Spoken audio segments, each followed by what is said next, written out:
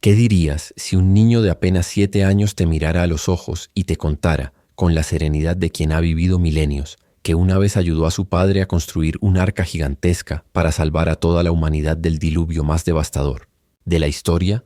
¿Cómo reaccionarías si ese mismo pequeño describiera con precisión escalofriante el sonido de la lluvia que no cesó durante 40 días y 40 noches? ¿O si te explicara cómo era alimentar a parejas de leones, elefantes y jirafas dentro de una embarcación de madera que flotaba sobre un mundo sumergido? En las montañas del Cerro de la Silla, en Monterrey, Nuevo León, vive un niño cuya historia desafía toda lógica.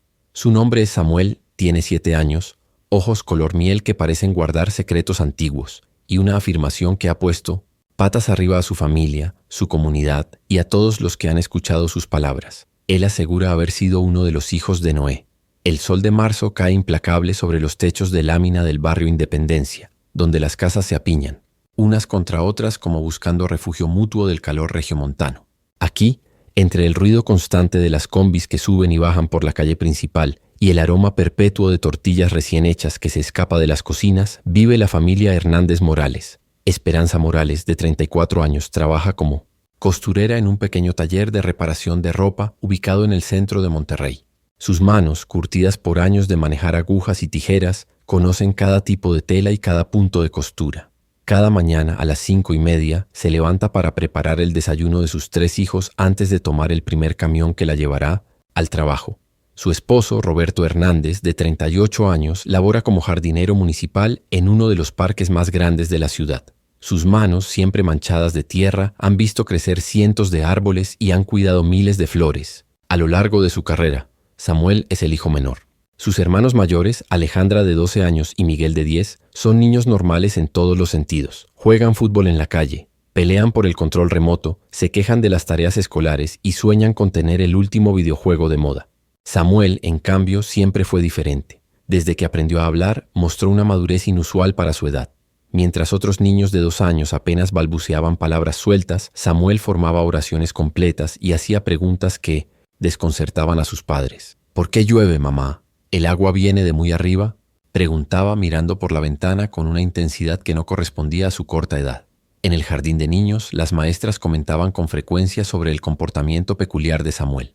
No era un niño problemático, al contrario, era extraordinariamente obediente y reflexivo, pero había algo en su manera de observar el mundo que inquietaba a los adultos. Mientras sus compañeros jugaban con carritos o muñecas, Samuel se sentaba en un rincón del patio, contemplando las nubes con una concentración que rayaba en la melancolía. Es como si estuviera recordando algo, le comentó una vez la maestra Claudia a Esperanza durante una junta de padres de familia.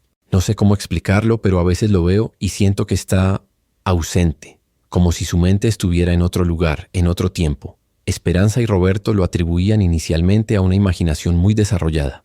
Los niños podían ser fantasiosos. Pero conforme Samuel fue creciendo, sus comentarios se volvieron más específicos y francamente más perturbadores. La casa de los Hernández Morales es modesta pero acogedora. 3 recámaras pequeñas, una sala que también funciona como comedor, una cocina estrecha y un patio trasero donde Esperanza cultiva algunos jitomates y chiles. En la pared principal de la sala cuelga un crucifijo de madera que Roberto heredó de su abuela y justo debajo una fotografía familiar tomada el año anterior en la macroplaza.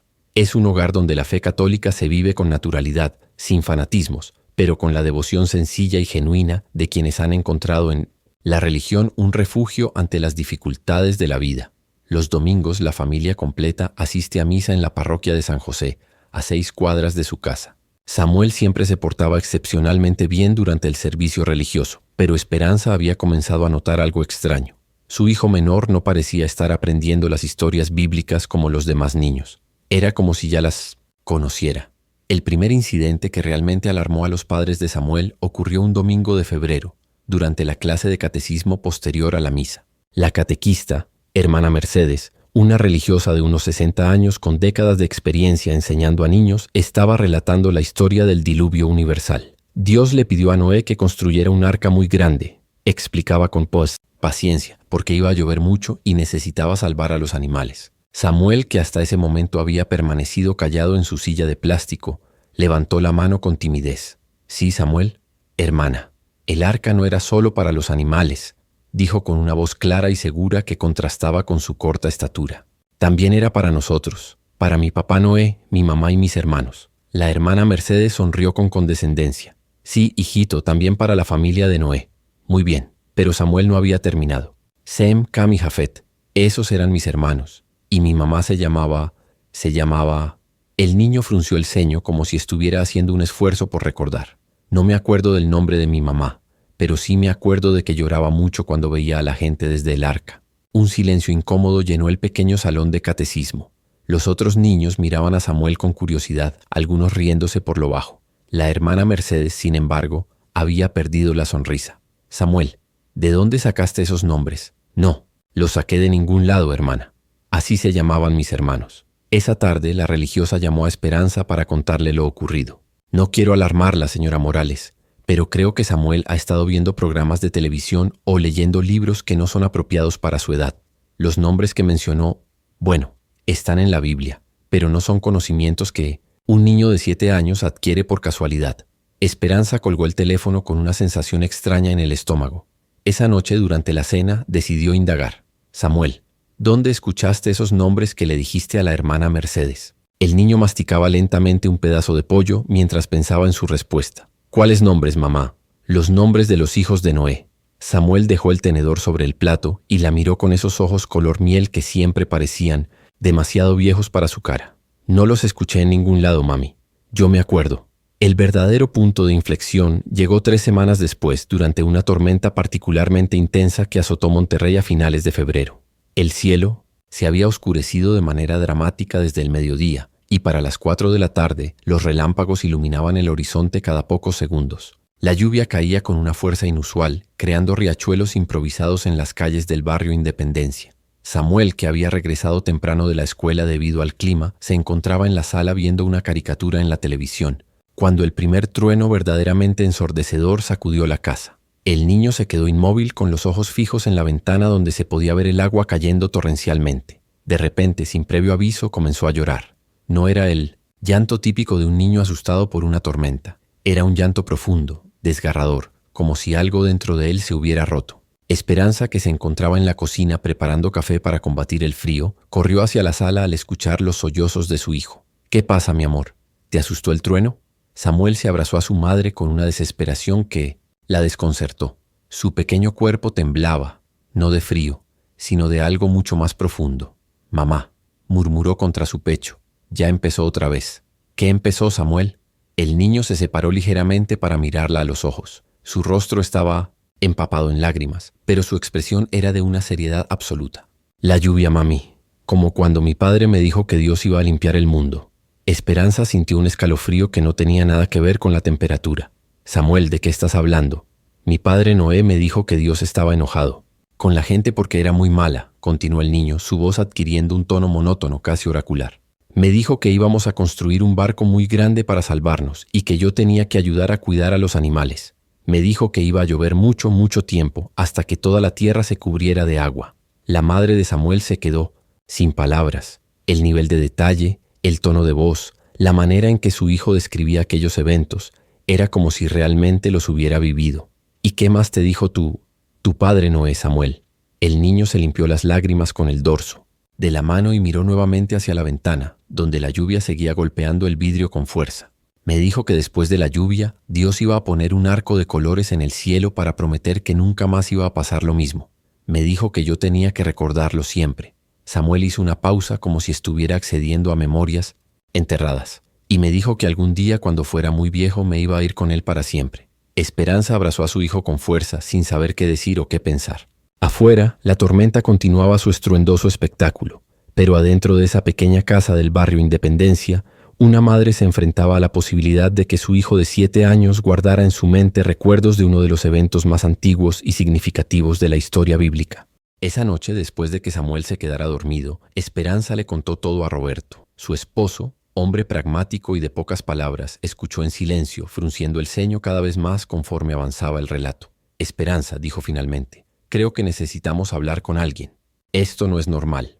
Pero en el fondo, ambos sabían que lo que estaba experimentando Samuel no tenía nada de normal. y que quizás no había explicación racional para lo que su hijo menor recordaba con una claridad que desafiaba toda comprensión humana. La decisión de poner a prueba los conocimientos de Samuel se tomó durante el desayuno del lunes siguiente. Roberto había pasado la noche despierto, dándole vueltas a las palabras de su hijo, mientras Esperanza revisaba una y otra vez en su mente cada detalle de lo ocurrido durante la tormenta. Ambos necesitaban respuestas. Vamos a hacerle algunas preguntas, le había dicho Roberto a su esposa antes de que los niños despertaran, pero sin presionarlo, que sea natural. Cuando Samuel se sentó a la mesa para desayunar sus huevos revueltos, con tortilla, Roberto carraspeó ligeramente antes de hablar. Samuel, hijo, ayer nos contaste cosas muy interesantes sobre Noé. El niño masticó lentamente, sin levantar la vista del plato. Sí, papá. ¿Podrías contarnos más sobre el arca? ¿Cómo era por dentro? Samuel dejó el tenedor y cerró los ojos por un momento como si estuviera visualizando algo. Cuando los abrió, su expresión había cambiado. Ya no era la de un niño de 7 años desayunando. Era algo más profundo, más lejano. Era muy oscura. Comenzó con voz pausada. Tenía 3 pisos. En el de abajo estaban los animales más grandes, los elefantes, los rinocerontes, los camellos. Hacían mucho ruido y a veces mi padre me decía que fuera a calmarlos porque se ponían nerviosos con tanto movimiento del barco. Esperanza y Roberto intercambiaron miradas. Ninguno de los dos recordaba haber discutido jamás los detalles arquitectónicos del arca bíblica. ¿Y en los otros pisos?, preguntó Esperanza tratando de mantener un tono casual. En el segundo estaban los animales medianos, los leones, los tigres, los osos. Ese era el piso más peligroso. Mi padre siempre nos decía a mis hermanos y a mí que no fuéramos solos ahí. Los animales salvajes estaban tranquilos, pero era mejor no arriesgarse. Samuel hizo una pausa para tomar un sorbo de leche, completamente ajeno al impacto que sus palabras causaban en sus padres. Y el tercer piso, insistió Roberto. Ahí estaban los pájaros y los animales pequeños. Era mi piso favorito porque no daba miedo y olía mejor. Mi madre pasaba mucho tiempo ahí, cuidando a los pájaros que estaban enfermos. Había muchos, muchos pájaros, de todos los colores. Esperanza sintió que se le secaba la garganta. Samuel, ¿cuánto tiempo estuvieron en el arca? Mucho tiempo, respondió el niño, volviendo a concentrarse en sus huevos. Al principio contábamos los días, pero después ya no. La lluvia no paraba nunca. Mi padre decía que teníamos que tener paciencia, que Dios sabía lo que hacía. Durante los siguientes días, Roberto y Esperanza siguieron haciendo preguntas esporádicas. Cada respuesta de Samuel era consistente, detallada y pronunciada con una naturalidad que resultaba inquietante. El niño describía el sonido del agua, golpeando el casco del arca durante las noches, el olor de los animales, la textura de la madera húmeda, la manera en que su madre lloraba cuando miraba por las pequeñas ventanas y veía solo agua hasta el horizonte. Un día, contó Samuel mientras jugaba con bloques de construcción en el patio, mi padre soltó una paloma para ver si ya había tierra seca en algún lado. La paloma regresó con una ramita verde en el pico y mi padre sonrió por primera vez en mucho tiempo. Nos dijo que ya casi podíamos salir, pero fue la descripción del final del diluvio lo que terminó por convencer a Esperanza de que algo sobrenatural estaba ocurriendo. Cuando al fin paramos en un monte muy alto, relató Samuel mientras cenaban. Una noche, lo primero que hicimos fue darle gracias a Dios. Mi padre construyó un altar con piedras y quemó algunos de los animales para hacer una ofrenda. A mí me daba tristeza porque habíamos cuidado esos animales durante tanto tiempo, pero mi padre me explicó que era necesario, que Dios se pondría contento. El niño hizo una pausa y sonrió con una nostalgia imposible para su edad. Y después apareció el arco iris más bonito que he visto en mi vida. Mi padre nos reunió a todos y nos dijo que esa era la promesa de Dios, que nunca más iba a destruir el mundo con agua. Me acuerdo que yo le pregunté si iba a destruirlo de otra manera, y mi padre se puso muy serio y me dijo que eso no era algo de lo que nos tuviéramos que preocupar. Roberto, que hasta ese momento había mantenido cierto escepticismo, sintió un escalofrío. La precisión teológica de esa última observación no era algo que un niño de 7 años pudiera inventar. Samuel, le preguntó esa misma noche, ¿cómo te sentías cuando estabas en el arca? El niño reflexionó durante largo rato antes de responder. Triste, papá, muy triste, porque sabía que afuera había mucha gente y muchos animales que se estaban ahogando. A veces escuchaba gritos y mi madre me tapaba los oídos y me decía que no escuchara. Las lágrimas comenzaron a rodar por las mejillas de Samuel. Yo no entendía por qué Dios tenía que limpiar el mundo así. ¿Por qué no podía solo hacer que la gente mala se volviera buena? La noticia de las visiones de Samuel comenzó a extenderse por el barrio Independencia como un incendio controlado. Primero fueron los comentarios casuales de Esperanza a su comadre Carmen, que vendía tacos de canasta en la esquina de su calle. Después, Carmen le contó a su prima Leticia, que trabajaba en la misma lavandería que la tía de Samuel. En menos de una semana, media colonia sabía que el hijo menor de los Hernández Morales aseguraba haber vivido el diluvio universal. Las reacciones fueron variadas y en muchos casos hostiles. Esa mujer está loca si cree que vamos a tragarnos esas fantasías de su escuincle, comentó don Evaristo, el dueño de la tienda de la esquina, mientras Esperanza compraba tortillas. Los niños ven mucha televisión y luego salen con sus locuras. Debería llevarlo con un psicólogo en lugar de andar contándole esas cosas a todo el mundo. Pero don Evaristo no fue el único en expresar su desaprobación. El comentario más doloroso vino de Margarita Vázquez, una vecina que había sido amiga de la familia durante años. Esperanza, con todo respeto, pero creo que estás exagerando las cosas, le dijo durante una conversación en el tendedero comunitario. Samuel es un niño muy inteligente, eso todos lo sabemos, pero de ahí a creer que tiene recuerdos bíblicos. Mira, yo tengo 4 hijos, y todos pasaron por etapas de fantasías. Es normal. Pero Margarita, tú no has escuchado las cosas que dice, los detalles. Precisamente por eso te digo, cuando un niño inventa algo, lo hace con mucho detalle. Es su forma de hacer que parezca real. Lo que me preocupa es que tú le estés siguiendo el juego.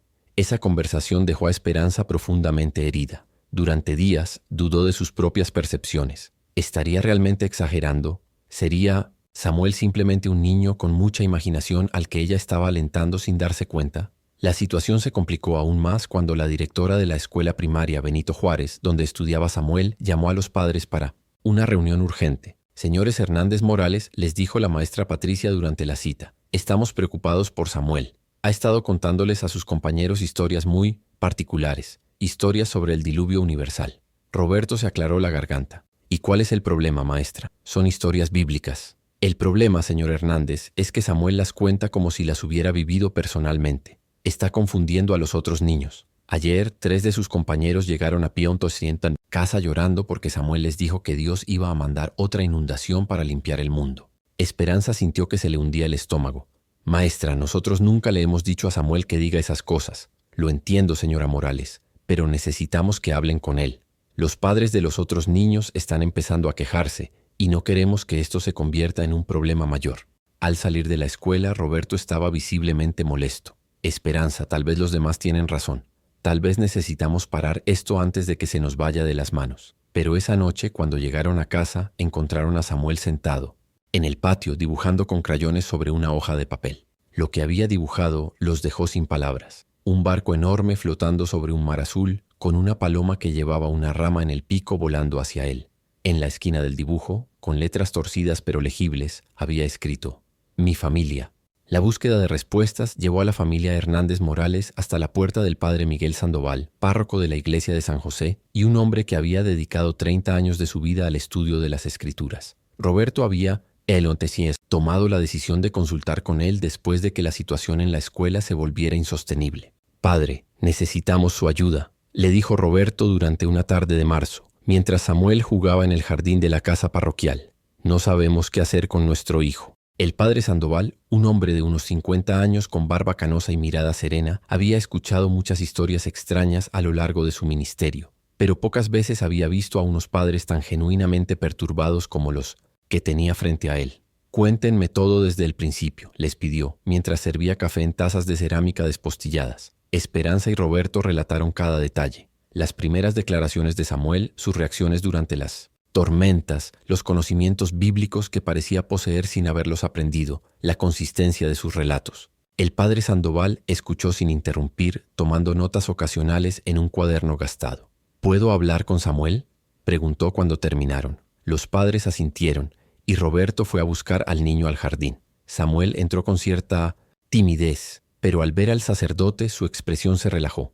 «Hola Samuel, soy el padre Miguel. ¿Puedes sentarte conmigo un momento?» El niño se acomodó en una silla frente al sacerdote, balanceando sus piernas sin llegar al suelo. «Tus papás me han contado que tú recuerdas algunas cosas sobre Noé. ¿Es cierto?» Samuel asintió con naturalidad. «Sí, padre. Yo era su hijo. ¿Cómo se llamaba tu padre Noé?» «Solo Noé. Pero a veces la gente le decía el justo porque era el único hombre bueno que quedaba».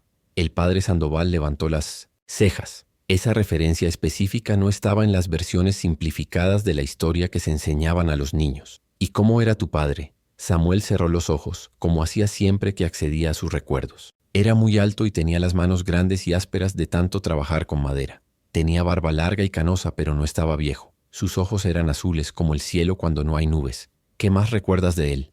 Que hablaba con Dios. No como nosotros hablamos entre nosotros, sino diferente. A veces se quedaba muy callado y yo sabía que Dios le estaba diciendo algo importante. Después nos reunía a todos y nos explicaba lo que tenía que pasar. El padre Sandoval sintió un escalofrío. La descripción del niño coincidía con elementos de tradiciones bíblicas muy antiguas, detalles que solo conocían los estudiosos de las Escrituras. Samuel, ¿qué te decía tu padre sobre Dios? Que Dios estaba muy triste porque la gente se había vuelto mala, que en vez de cuidarse unos a otros y cuidar a los animales y las plantas, solo pensaban en hacer cosas malas. Mi padre me decía que por eso Dios había decidido empezar de nuevo, con nosotros. Durante las siguientes 2 horas, el padre Sandoval continuó haciendo preguntas. Samuel respondía cada una con la misma naturalidad, proporcionando detalles que ningún niño de su edad debería conocer. Describió rituales de sacrificio, mencionó costumbres antediluvianas, habló sobre las razones teológicas del diluvio con una comprensión que desconcertó al sacerdote. ¿Sabes por qué Dios no destruyó completamente a la humanidad?, preguntó el padre hacia el final de la conversación. Samuel lo miró con esos ojos color miel que parecían tan viejos. Porque nos amaba.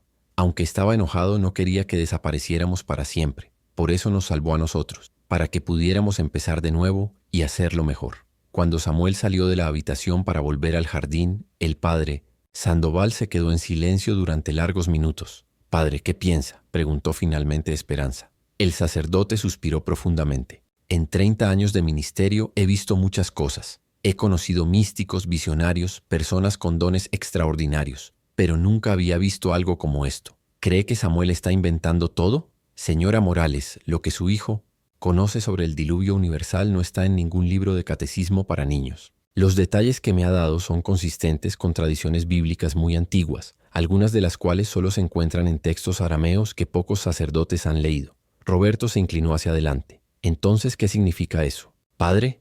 El padre Sandoval los miró con una expresión que mezclaba asombro y reverencia. «Significa que su hijo, de alguna manera que no puedo explicar, tiene acceso a recuerdos que trascienden su experiencia de vida actual». La validación del padre Sandoval cambió completamente la dinámica familiar. Por primera vez desde que comenzaron las revelaciones de Samuel, Esperanza y Roberto sintieron que no estaban solos ni locos, pero también se dieron cuenta de que lo que experimentaba su hijo era mucho más profundo de lo que habían imaginado inicialmente. El párroco les sugirió que documentaran todo lo que Samuel compartiera en los siguientes días. Si realmente está accediendo a memorias bíblicas, les explicó, podríamos estar ante algo extraordinario, algo que la Iglesia necesitaría estudiar con mucho cuidado y respeto. Durante la semana siguiente, Samuel comenzó a mostrar una agitación inusual. Por las noches, sus padres lo encontraban despierto, mirando por la ventana de su recámara hacia el cielo estrellado de Monterrey. «¿No puedes dormir, hijo?», le preguntó Roberto una noche al encontrarlo sentado en el alféizar. «De la ventana. Es que siento que algo va a pasar, papá», murmuró Samuel sin apartar la vista del cielo. «Como cuando mi padre Noé me decía que me preparara porque ya venía la lluvia. ¿Qué clase de cosa va a pasar?». Samuel volteó a mirarlo con una expresión que Roberto no le había visto antes. Era una mezcla de anticipación y temor que resultaba inquietante en un rostro tan joven. «No lo sé todavía, papá, pero Dios me está hablando otra vez». Esa frase hizo que Roberto sintiera que el mundo se tambaleaba. «¿Dios te está hablando, Samuel?». El niño asintió solemnemente, como le hablaba a mi padre Noé. «Pero esta vez es diferente. Esta vez me está llamando». «¿Te está llamando? ¿Para qué?». Samuel bajó de la ventana y caminó hacia su cama, pero antes de acostarse se volvió hacia su padre una vez más. «Para que recuerde todo, papá, todo lo que pasó antes, durante y después del diluvio. Dice que es importante que la gente lo sepa». Roberto sintió un escalofrío que le recorrió la espalda. «¿Y por qué es importante, Samuel?». El niño se cubrió con las cobijas hasta el cuello, pero sus ojos permanecieron fijos en los de su padre. «Porque otra vez la gente se está volviendo mala, papá. Y esta vez, Dios no va a limpiar el mundo con agua. Si esta historia te ha conmovido hasta lo más profundo de tu alma, queremos que seas parte de esta experiencia única». En los comentarios, comparte un si crees en los misterios divinos. Una si alguna vez has sentido una presencia sagrada. O cuéntanos si tú o alguien cercano ha vivido algo que desafía toda explicación.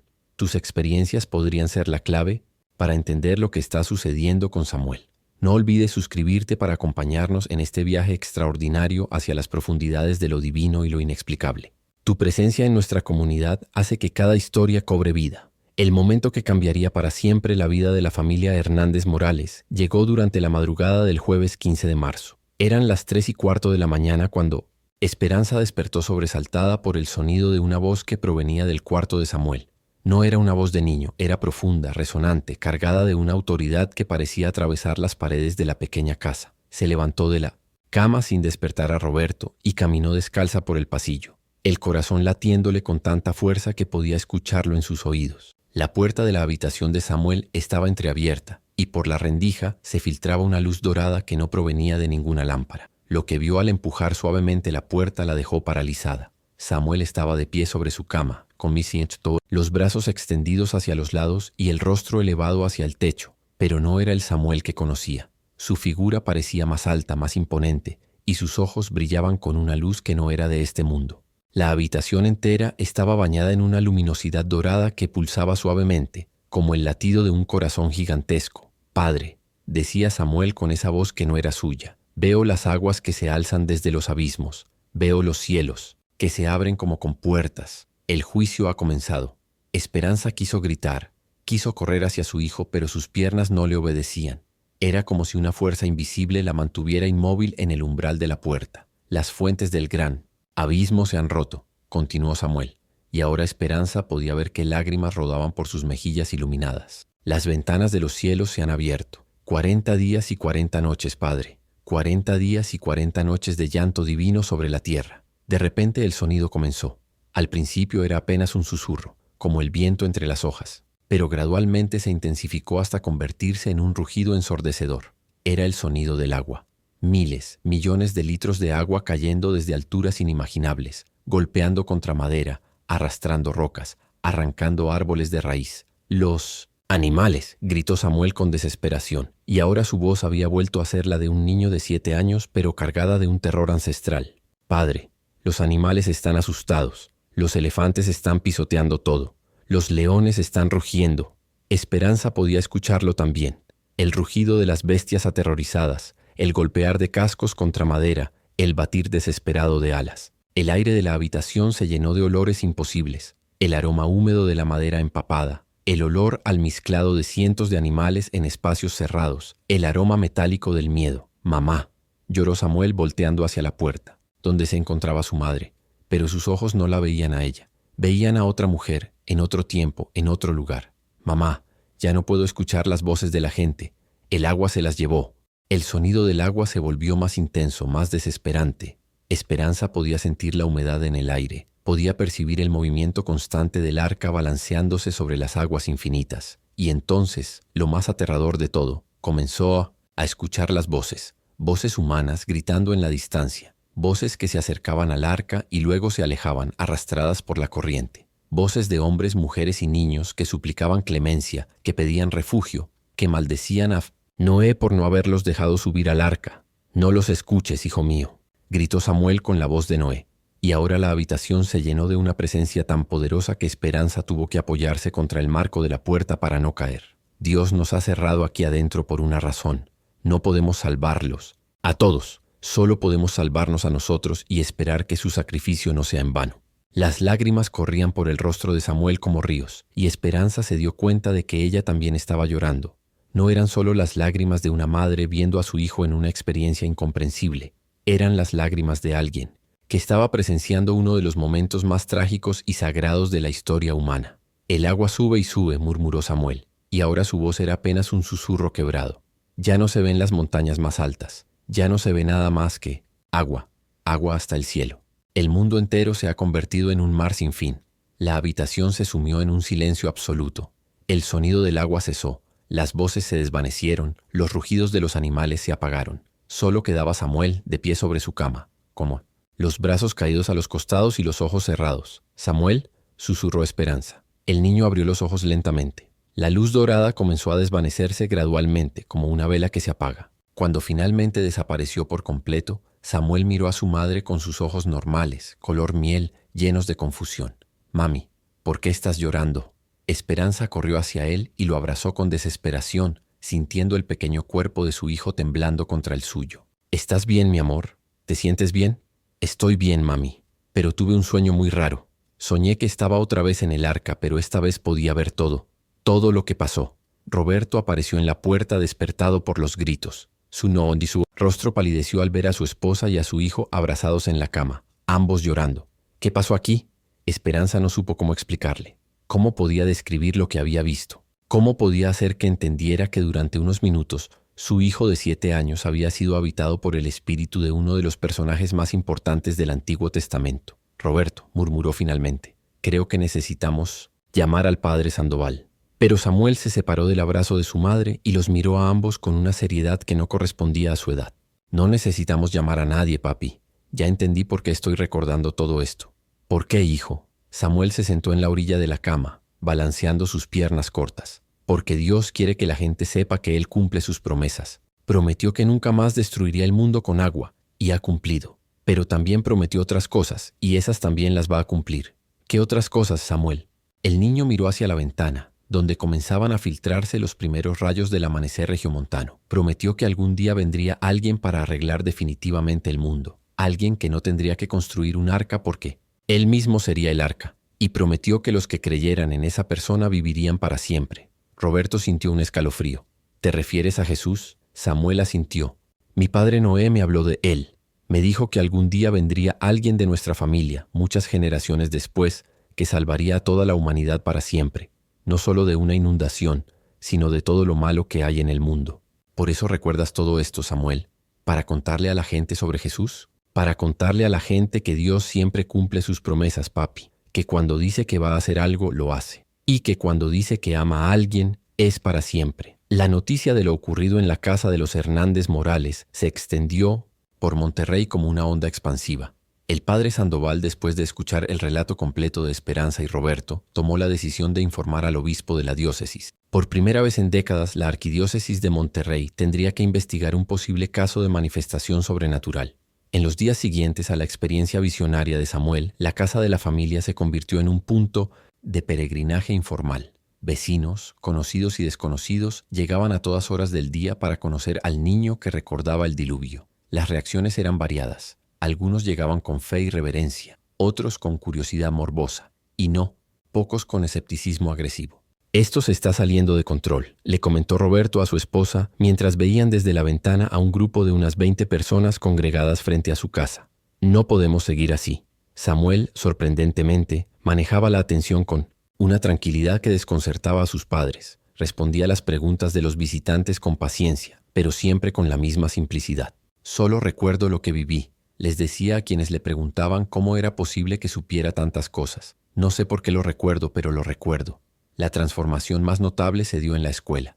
La directora, después de consultar con las autoridades educativas locales, tomó la decisión de permitir que Samuel continuara asistiendo a clases normalmente, pero con la condición de que no hablara sobre sus recuerdos con sus compañeros durante el horario escolar. Sin embargo, el impacto en los otros niños ya estaba hecho. Varios de los compañeros de Samuel comenzaron a mostrar un interés inusual por las historias bíblicas. La maestra de religión reportó que nunca había tenido una clase tan participativa como la que tenía después de que Samuel compartiera sus experiencias. Es como si hubiera despertado algo en ellos, le comentó la maestra Patricia a los padres durante una reunión. Hacen preguntas muy profundas para su edad. Preguntas sobre Dios, sobre el bien y el mal, sobre el propósito de la vida.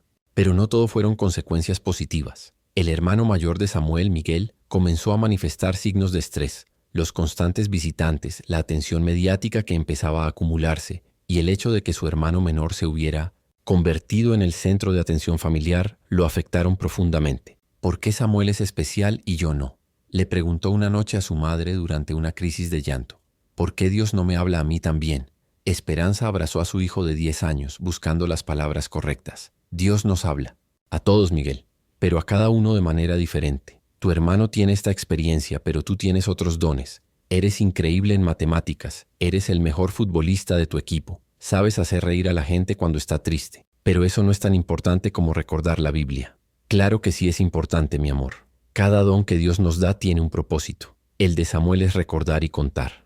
El tuyo es diferente, pero igual de valioso. La hermana mayor, Alejandra, reaccionó de manera distinta. Con sus 12 años había desarrollado una actitud protectora hacia Samuel que sorprendía a todos. Cuando algún visitante hacía preguntas demasiado insistentes o cuando detectaba burla o escepticismo, se interponía entre su hermano menor y los adultos. «Mi hermano no está loco», le dijo categóricamente a un reportero local que había llegado, sin invitación. «Si no le creen, es su problema, pero no van a lastimarlo». 6 meses después de aquella primera tormenta que desató los recuerdos de Samuel, la vida de la familia Hernández Morales había encontrado un nuevo equilibrio. Las visitas se habían espaciado, la atención mediática había disminuido, y Samuel había vuelto a ser, en muchos aspectos, un niño normal de 7 años que jugaba fútbol en la calle y se quejaba de las tareas escolares. Pero algo fundamental había cambiado en él y en todos los que habían sido tocados por su historia. «¿Ya no recuerdas más cosas del arca, hijo?», le preguntó Esperanza una tarde mientras preparaban juntos la cena. Samuel, que estaba pelando zanahorias con la concentración típica de un niño tratando de hacer una tarea de adultos,